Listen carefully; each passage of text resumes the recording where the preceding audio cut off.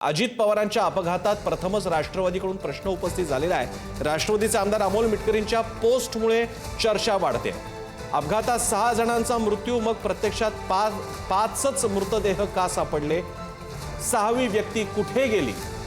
Take off आधी प्रवासी यादी डिजिटली नोंदलेली असते, मग विसंगती का? एखादाही कागदाचा तुकडा जळालेला का दिसत नाही? एवढ्या वेळा पायलट का बदलले गेले? अशा प्रकारची पोस्ट केलेली आहे मिटकरींनी। आता इथे आपल्याला राजकारण समजून घ्यायला हवं। अमोल मिटकरी हे अजितदादांच्या राष्ट्रवादीचे आमदार नेते आहेत। स्वतः शरद पवार जे तुतारीच्या म्हणजे शरद पवार काँग्रेस राष्ट्रवादी काँग्रेस शरद पवार पक्षाचे प्रमुख आहेत, त्यांनी अगदी पहिल्याच दिवशी म्हटलं की अपघात आहे, राजकारण नाही। आणि त्यांनी ह्यावर हाही टिप्पणी केली होती की हे सगळं पश्चिम बंगालमधून येतंय। आणि आता मात्र अमोल मिटकरी पोस्ट टाकतायत की या अपघाताबाबतीतले काही प्रश्न आहेत। मी आपल्या मृणाल नानिवडेकर इकडे आहेत, कारण राजकीय विषय असल्यामुळे मी त्यांच्याकडे घेऊन जातोय। मृणालजी, ह्याच्याकडे कसं बघायचं? शपथविधीनंतर आता ही पोस्ट येते। अमोल मिटकरी हे अजितदादांचे अत्यंत जवळचे सहकारी होते। राजकारणातला त्यांचा उदय आणि आजचं त्यांचं स्थान हे केवळ अजितदादांमुळे होतं।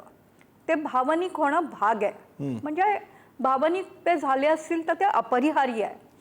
पण या अपघातातलं नेमकं तथ्य काय आहे, सत्य काय आहे, वास्तव काय आहे, ती चौकशी AAIB कडनं लवकरच समोर येईल।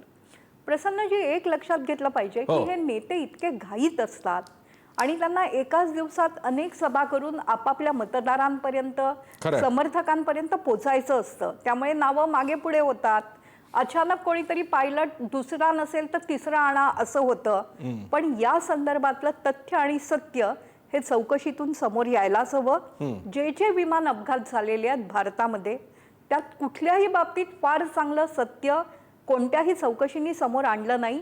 यावेळेला तो मृणालजी, तुम्हाला थोडंसं थांबवतो। स्वतः अमोल मिटकरी फोनवरती आहेत। अमोल मिटकरीची आपली पोस्ट समोर येते, खळबळ उडालेली आहे। शरद पवारांनी पहिल्याच दिवशी अपघात आहे हे स्पष्ट केलं असताना आपण काही प्रश्न शंका उपस्थित केलेल्या आहेत। शपथविधी काल झालेला आहे, या संगतीकडे कसं पाहायचं?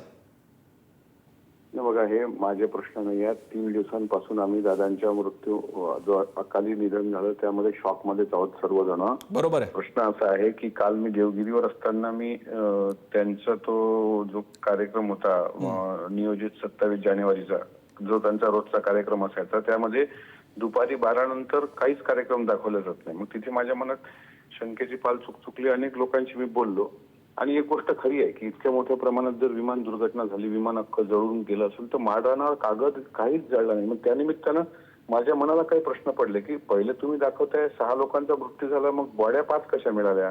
6वी व्यक्ती कुठे आहे? डिजिटल झालेली नोंदणी असते ती टेक ऑफ करताना, टेक ऑफच्या आधी ती त्याची विसंगती कशी? कागदाचा एकही तुकडा जळालेला का नाही? ऐनवेळी पायलट कसे बदलले गेले? तर हे थोडी माझ्या मनात शंका आहे। आणि प्रश्न विचारणं म्हणजे काही ती अफवा नसते। त्याच्यामुळे मला ती दादांची खुर्ची पाहून ते राहावलं नाही। आणि म्हणून मला असं वाटतं की मी स्वतः आता शक्य झालं तर या अधिवेशनाच्या काळात दिल्लीला जाऊन प्रधानमंत्री आणि केंद्रीय गृहमंत्र्यांना भेटतो, काही लोक घेऊन, आणि या प्रकरणाची चौकशी गांभीर्यानं झाली पाहिजे। सत्य काय ते महाराष्ट्रासमोर आलं पाहिजे।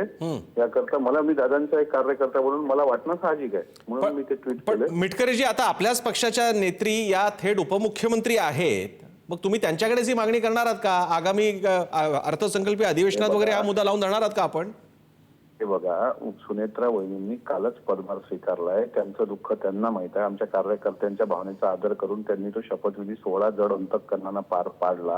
आता अधिवेशन तोंडावर आहे, त्या अधिवेशनामध्ये मुख्यमंत्र्यांना भेटून किंवा सभागृहात पण मी माझ्या पद्धतीने मांडणार। बरं, धन्यवाद मिटकरीजी आपल्या या सविस्तर प्रतिक्रियेसाठी। या निमित्तानं पुन्हा एकदा अजित पवारांच्या विमान अपघाताबद्दल आता थेट पक्षातील नेत्यांकडूनच, त्यांच्याच पक्षातील नेत्यांकडून, आमदारांकडनं गंभीर महत्त्वाचे प्रश्न उपस्थित करण्यात आलेले ते स्पष्ट होत आहे।